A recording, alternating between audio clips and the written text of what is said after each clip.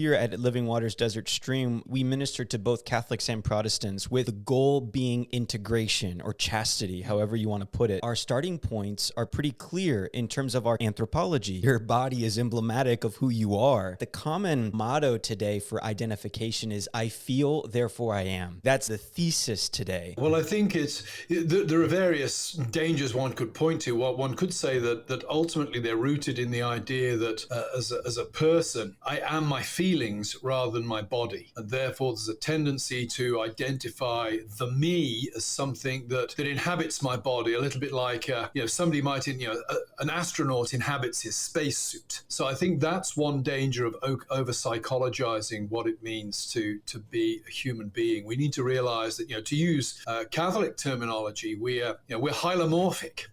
We are, as Christians, we believe that we are a union of matter and soul. We are body and soul, that one cannot prioritize the one at the expense of the other. And I think that comes through, particularly in the transgender issue, in what's going on in society at the moment. But also we see it, it connects to the debate about abortion. It connects to the debate about euthanasia. If we identify ourselves with our feelings, we're really identifying ourselves, we might say, with a degree of self-consciousness. Well, the sperm and the egg in the womb have no self-consciousness. The person with Alzheimer's disease, it's arguable that they have very little, if any, self-consciousness. So as soon as you start identifying who we are with how we feel, you end up developing a very reductive anthropology that really makes vulnerable the weakest members of society. The moment that we allow anybody to identify, for example, as gay or lesbian, it opens the door, so to speak, to a host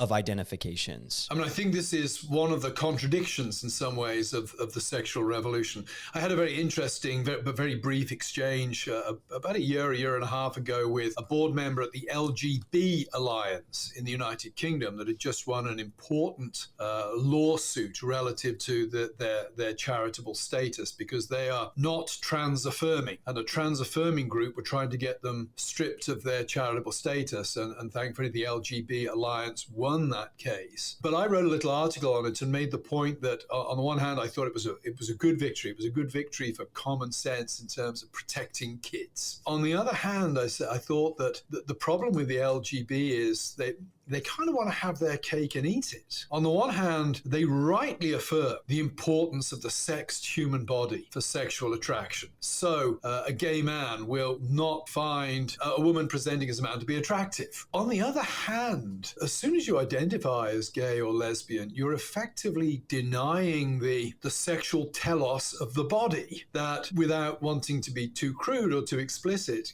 our body is designed to be united sexually in certain ways and not in certain other ways. Put it really bluntly, the man's penis is designed for the woman's vagina and vice versa. That's their telos. If you're a gay person, you're immediately saying, well, that telos doesn't really apply. So you're already downgrading the importance of the sex nature of the human body. And I would say you're over halfway to the trans issue at that point. You're beginning to say the body does not have a given sexual telos. And then you're really opening the way for this dramatic and sometimes opposition between the sex nature of the body and what we now call gender. I was so inspired in reading your writing as you quoted John Paul II. And when I hear you quoting him, it's just quoting him because he's a good thinker when it comes to this stuff, And it harkens back to his understanding of our bodies being spousal by nature, and that I can't fully understand myself unless I actually become myself with the other. It harkens back to Genesis 1 and 2, that man doesn't understand who he is unless he does so in relationship to woman and vice versa. That's why when I teach this stuff at Grove, I get the students, we read together that section in Milton's Paradise Lost, where Adam first sees Eve. Now, I certainly don't commend Paradise Lost as a really good guide to Christian theology. There are various problems there. But there is this beautiful section where Adam is recalling the moment that he sees Eve, and he talks about, as soon as I saw her, I realized she was the same as me but different. And he goes on to say that the whole world was transformed. I suddenly understood everything in a different way. And I say to the students, God created Adam, but this is kind of the moment when Adam becomes Adam, because this is the moment when he sees Eve and he comes to truly appreciate who he is, because who he is fulfilled in and through his relationship to her. It's a very, as I say, Milton, not a great theologian on a whole heap of fronts, but has a beautiful understanding of man and woman. I actually say to the women in class, I say, if you're engaged to a guy or you've got a boyfriend, you get him to read this passage, and if he can't affirm that that's exactly how he felt the first time he saw you, I said, kick him to the curb. You deserve better. You deserve a lot better.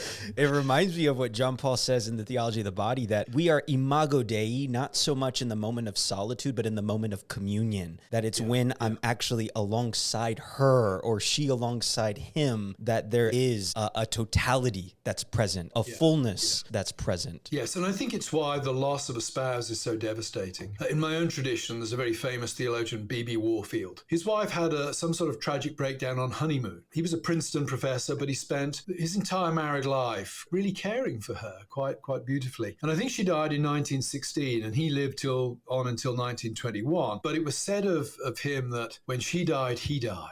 And I think that description is trying to capture something that, yes, when you are beautifully and happily married, the sum of the whole is so much greater than the sum of the parts, such that when one part dies, the other part, in a sense, ceases to exist in quite the same way as well.